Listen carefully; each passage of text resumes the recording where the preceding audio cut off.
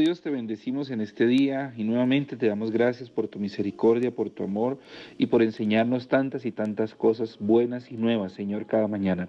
Te pedimos, Señor, que no solamente seamos oidores, olvidadizos, Dios mío bendito, sino que también seamos hacedores de todo lo que tú nos enseñas. Danos el coraje y la fuerza, Señor, para poner en práctica todo lo que tú nos muestras cada día, Señor. En el nombre de Jesús te damos gracias.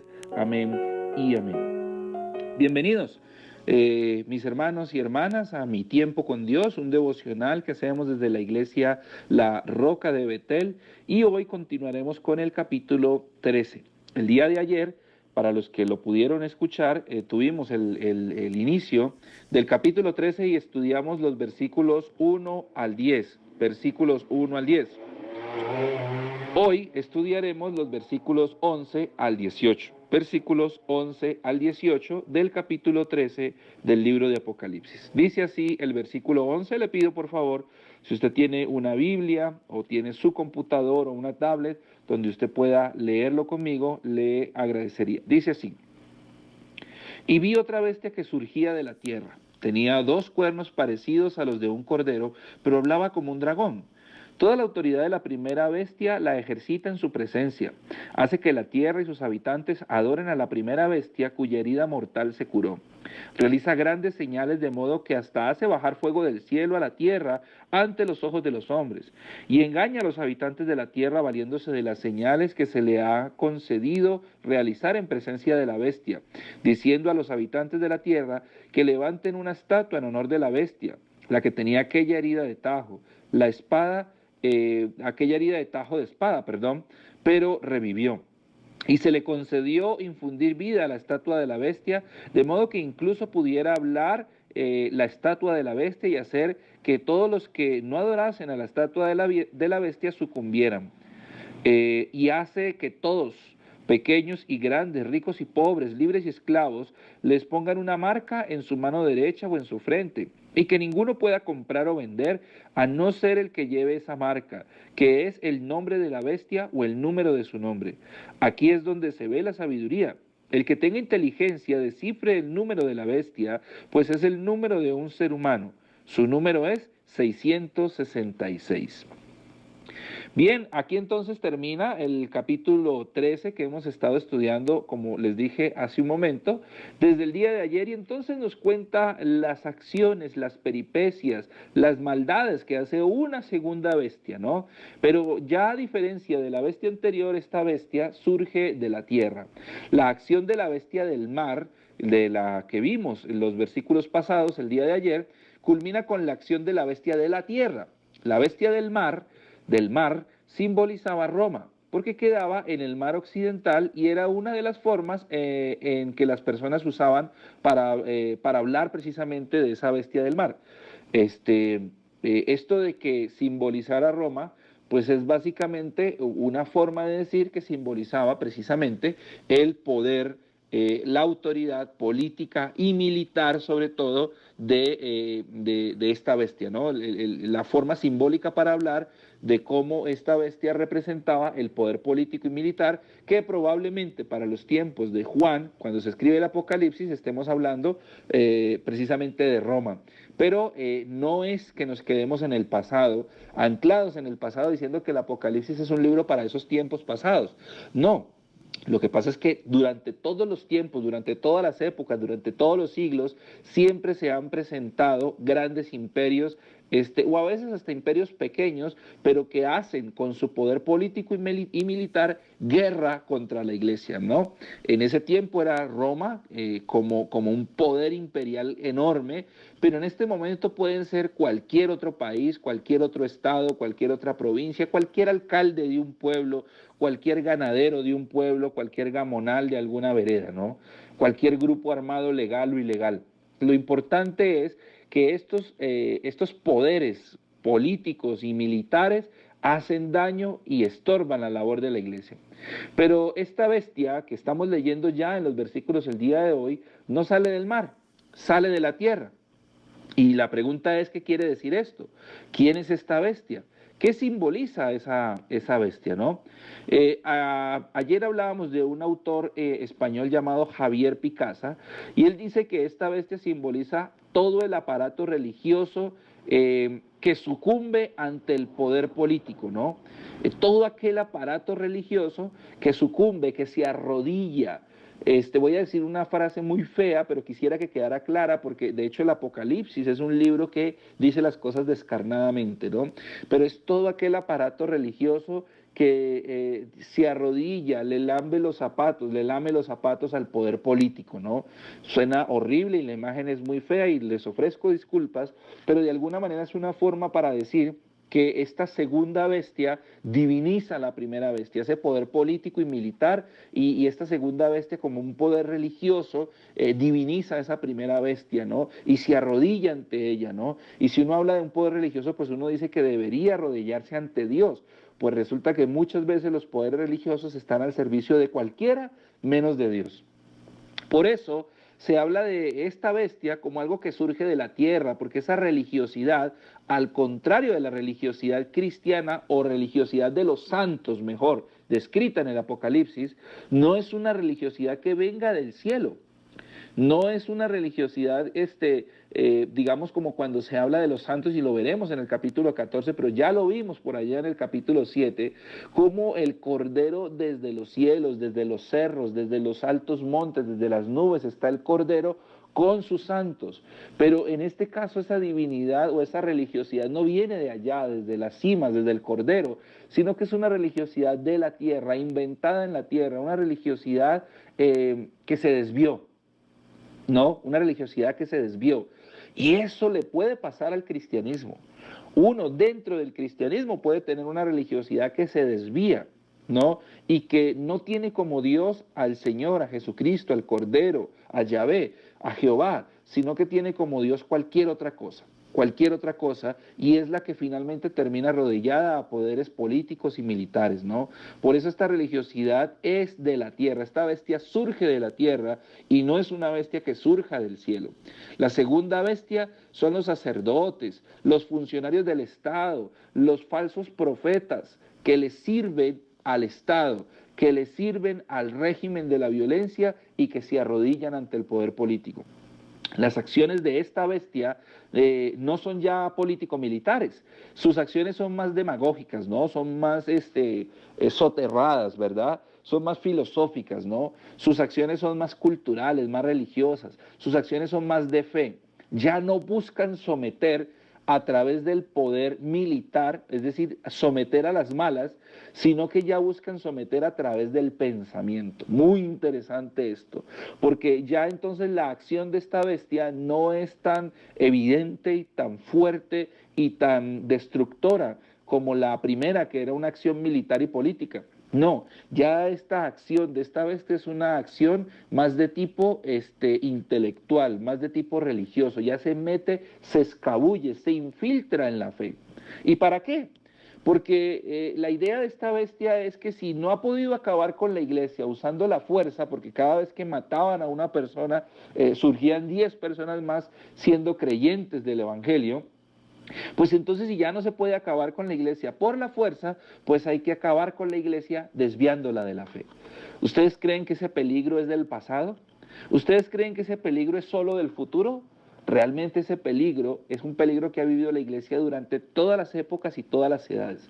Lo que decíamos ayer es que probablemente en un futuro ese peligro se acrecente, sea peor, sea mayor, probablemente así sea, pero no quiere decir que en este momento nosotros no estemos viviendo ese peligro en nuestro tiempo aquí y ahora. Juan entonces, dice Javier González, nos ofrece una radiografía descarnada y demoledora de su inteligencia sacral, pero al servicio de la primera bestia. Aquí tenemos todo el aparato terrenal que está al servicio de ese poder diabólico, demoníaco, que está representado por el dragón, ¿no? Aquí tenemos todo ese aparato terrenal. La primera bestia era el poder militar y el poder político. La segunda bestia es el poder religioso, pero también el poder económico. Mire lo que dice el texto, que no se podía ni comprar ni vender.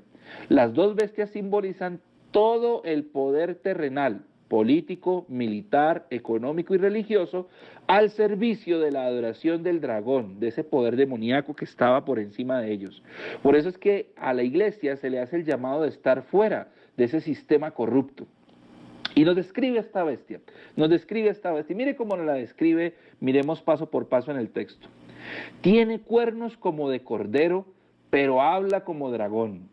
En otras palabras, esta bestia tiene apariencia de mansedumbre, pero sus palabras describen que es una bestia destructora que no tiene nada de mansa, sino que simplemente tiene apariencia. Esta bestia es una mentira, es la mentira hecha opresión sistematizada. Es la típica figura del león, pero que tiene piel de oveja, ¿no? La típica figura que vemos muchas veces acerca del lobo que se disfraza de oveja, ¿no? Es aquella que hace el bien, que hace milagros, que hace prodigios y que triunfa en lo que emprende.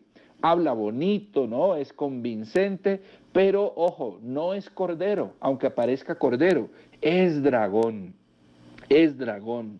Y Javier Picasa dice lo siguiente, permítame lo cito por aquí, dice, más que el poder de las armas y penurias económicas, a Juan lo que le preocupa es esta bestia. A su juicio, el peligro de esta bestia está en la inteligencia corrompida que tiene y que está al servicio de la adoración perversa. Por eso esta bestia es peligrosísima, porque el texto dice, y hará grandes señales, ¿no? Y lamentablemente, mis hermanos y hermanas, ustedes y yo tenemos que entender que estamos en un mundo construido sobre la base de las ilusiones, las manifestaciones, los shows. Estamos en el mundo del espectáculo, del ver para creer. Inclusive mucha gente recurre a las iglesias simplemente a ver qué espectáculo le tienen, ¿no? Qué música le tienen, qué sonido le tienen, qué banda sonora le tienen, qué voces para cantar tienen. Y con base en eso muchos escogen iglesias, porque no están escuchando o no están buscando el mensaje de Dios, sino que están buscando qué iglesia tiene el mejor show posible. Eso no es nuevo. La Biblia nos está narrando cómo la bestia sabía del poder dominante que tiene el brindar un show creíble y que la gente a través de ese show iba a terminar adorando, ¿no? La bestia, dice el texto, hará que baje fuego y hará que la estatua que se levante hable. Hay algunas historias, por ahí Juan Stam, un autor norteamericano, pero que vivió muchos años y murió el año pasado en Costa Rica, decía que habían estatuas parlantes que emitían sonidos cuando el viento atravesaba esas estatuas y parecía como que esas estatuas hablaran. Era una obra más que milagrosa, realmente era una obra de arquitectura, pero hacía que la gente pensara que esas estatuas hablaban por como el viento les pasaba y parecía que emitían sonidos. Y decía que muchos aprovechaban eso para decir que ellos conocían o interpretaban el sonido del viento y que esas estatuas daban mensajes a los seres humanos. De ahí que algunos consideren, o Juan Stam consideraba, que estas estatuas eran aquellas a las que se refiere el texto. Pero un autor de apellido Wickenhauer dice que lo más probable es que todos estos trucos, fueran reales o no, tuvieran una explicación lógica. Probablemente las estatuas parlantes, catapultas que mandaban fuego, etcétera, etcétera, eran básicamente una cuestión ilusoria para engañar a la gente. Pero lo importante no es eso. Lo importante no es eso. Lo importante porque las catapultas y las estatuas pudieron haber quedado en el pasado y ya ni existen. Pero lo importante para nosotros no es saber si eso pasaba o no pasaba, si era real o no era real. Lo importante es que cumplían con su cometido, es decir, engañaban al pueblo y lo oprimían a través de una política divinizada. ¿Por qué es importante para nosotros eso? Porque el día de hoy nosotros también podemos ser víctimas precisamente de engaño a través de una política divinizada, a través de políticos revestidos de autoridad divina, como enviados por Dios. Dice el texto, además hizo que todos, grandes y pequeños, se les pusiera una marca sin la cual no podían comprar ni vender. Pasamos entonces ya del plano sacral o del plano sagrado y religioso al plano económico. Quien no adore el poder de la bestia no puede comprar ni vender. Queda expulsado del mundo comercial del imperio. Ese es el gran peligro de que todo el comercio quede en manos de un solo poder, que ese es el gran sueño de muchísimas potencias al día de hoy.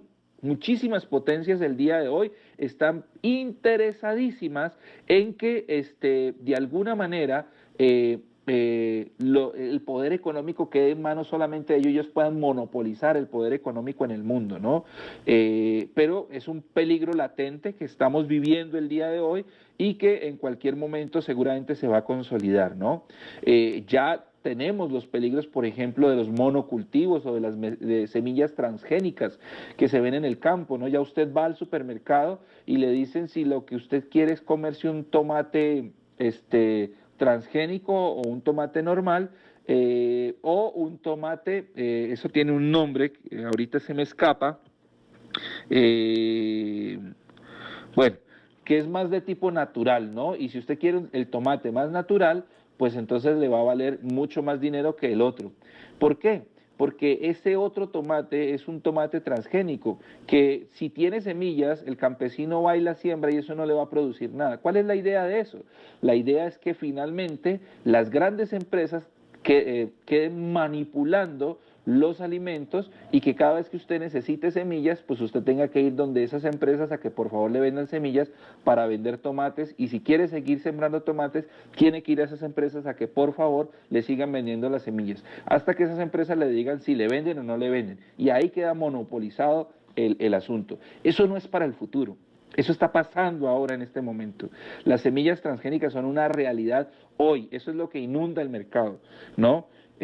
Ahora, si ese poder económico es manipulado por el poder político y además esos poderes tienen ínfulas sacrales, pues la situación va a ser terriblemente mala para el mundo y para la iglesia. Dice el texto al final, el que tenga entendimiento que calcule el número, pues es número humano y es el 666. Y eso ha tenido todas las controversias del mundo, no se ha podido llegar a un consenso a lo largo de varios siglos de crítica textual. Javier Picasa dice que este número no es abstracto, sino que pertenece a la vida social y está asociado al dinero, aunque más que al dinero está asociado con aquellas estructuras de injusticia que imperan en el imperio. Pero básicamente lo que podríamos decir es que lo siguiente, para muchos el número 666 lo que traduce es Nerón César, o Nero Kaiser, digámoslo en griego. Pero otros decían que si ese número se traduce ya no en letras griegas, sino en letras hebreas, las letras hebreas dirían, porque, perdón, explico algo, las letras también son números, o las letras también se corresponden con números, tanto las letras hebreas como las letras griegas. Por eso el 666 se puede traducir a letras, y al parecer 666 en griego podría dar Nerón César. Pero en hebreo las letras 666 podrían dar bestia o la bestia, ¿no? Y básicamente se usa para decir, no que Nerón sea la bestia como tal, programada por el Apocalipsis o profetizada por el Apocalipsis, sino que Nerón representaría ese poder bestial que no está solamente representado en él, que se usa de forma simbólica en él, pero que puede ser cualquier tipo de poder a lo largo de cualquier época de la historia que tenga en su haber el cúmulo del poder militar, el cúmulo del poder político, del poder económico y del poder religioso. Por eso ustedes y yo, mis estimados hermanos y hermanas, debemos estar muy pendientes de no ir a sacralizar ningún poder. Hay otro autor que nos habla, leía o escuchaba a una persona, de hecho en internet, que decía que básicamente el texto se refiere precisamente a, digamos, reemplazar o querer, ¿cómo se le llama eso? Como ocupar, digamos, fraudulentamente el lugar de Dios. Porque lo que decía esta persona es que precisamente poner esa marca de la bestia en la frente y en la mano era ocupar ilegalmente el lugar que le correspondía a Dios en el Shema judío, en el llamado Shema judío de Deuteronomio capítulo 6. Déjemelo, se lo leo y dice así. Deuteronomio capítulo 6, versículo 4 dice, escucha Israel, Yahvé nuestro Dios, Yahvé uno es. Amarás pues a Yahvé, tu Dios, con todo tu corazón, con toda tu alma y con todas tus fuerzas. Estas palabras que hoy te ordeno estarán grabadas sobre tu corazón, y mire lo que dice, Las inculcarás a tus hijos y hablarás de ellas cuando estés sentado en la casa y cuando vayas al camino y al acostarte y al levantarte. Pero ojo con esto, las atarás como señal sobre tu mano y te servirán como algo que pondrás en la frente en medio de tus ojos. Para esta persona que veía yo en internet, que ahorita se me olvida la página, les ofrezco disculpas, decía que básicamente la idea de este 666, este poder político, militar, económico y religioso, era usurpar la autoridad de Dios, que decía que esas palabras de Dios debían estar atadas en la frente y en la mano también. Y su intención no es otra sino usurpar el lugar que a Dios le corresponde. Interesantísima esta forma de verlo porque precisamente las comunidades a las que el Apocalipsis se refiere son comunidades que precisamente conocen obviamente de lleno todo lo que tiene que ver con el Shema judío porque eran muy probablemente comunidades judías con un trasfondo de conocimiento judío. El Apocalipsis entonces tenemos que por último decir que siempre está en función de símbolos y recordemos que los números son una forma de símbolo en los apocalipsis. Decíamos algunas veces que el apocalipsis, que los números en el apocalipsis no quieren dar a entender cantidades, sino que expresan algo que está detrás de ellos. Y decíamos que si el número 7 es lo completo, lo perfecto y lo pleno, tanto para lo bueno como para lo malo, el número 6 es lo que no alcanza a ser perfecto, que no alcanza a ser completo, ni que alcanza a ser pleno. Es decir, el número 6 es algo que se esforzó por alcanzar, por llegar, pero no alcanzó a llegar. Esa es la triste historia del dragón, que es representado por el 666. Lo que quiere decir es que el dragón representado por el 666, que no es lo pleno, simboliza aquello que quiso llegar a ser lo pleno, pero que no lo logró. Se esforzó, pero no alcanzó. Dice William Hendrickson en su comentario al Nuevo Testamento, en Apocalipsis el número 6 indica juicio. Al final del sexto sello, de la sexta trompeta y de la sexta copa, la obra de Satanás acaba siempre en fracaso. El número de la bestia es 666, o sea que este número va a simbolizar fracaso. Por lo tanto, si el número de la bestia es 666, su realidad y simbólica es la bestia anda de fracaso tras fracaso tras fracaso. 666, fracaso, fracaso, fracaso. 666, incompleto, incompleto, incompleto. 666, no se pudo, no se pudo, no se pudo. Básicamente para William Hendrickson, el 666 simboliza precisamente repetirle 3 veces a la bestia, eres fracasada, eres fracasada, eres fracasada. Al dragón, estás de fracaso en fracaso en fracaso.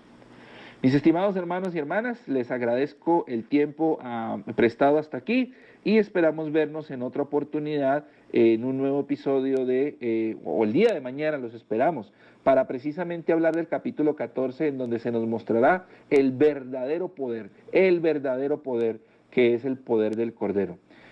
Nos vemos mañana, nos escuchamos mañana y que Dios les bendiga en un nuevo día. Hasta pronto.